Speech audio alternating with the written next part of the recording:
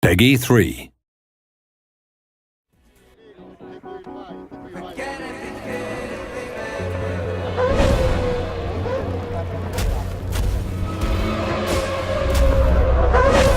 We've got basically three key components that make up the weather system. There's the visual effects, so in the dry it's the iconic heat haze, in the wet it's the visual effects on the camera, on the cars themselves, the rain on the track, the puddles, the surface reflections, the rooster tails, the kick-up spray from the tyres.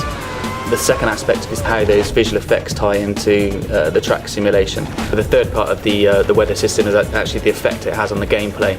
It just changes the attitude of the car completely in terms of driving in the dry or fully wet or partially damp track. So it's all about the sort of strategy elements at those points where the track's changing from wet to dry.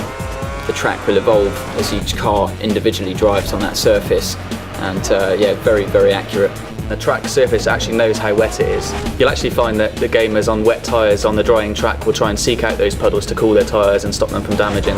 When you're in the car, you've really got no idea what the weather's doing, but the teams, they know by the radar where the weather is coming in from and how long it's going to last. And that's something that will be added into the game as well.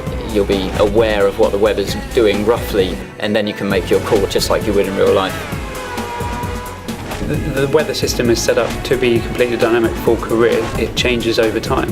So you go to Spa, a typically very unpredictable track. You need to be prepared to alter your car balance as the race weekend progresses, so that when you're heading towards that Sunday race day, you think you've got a car set up that is going to be balanced for the predicted weather conditions. Players can be going along outside the points and maybe they make a gamble, the clouds come in, the sky's dark, and maybe you preempt that the rain's going to come there and you change your tyres early, and the player choice is going to be critical at those stages.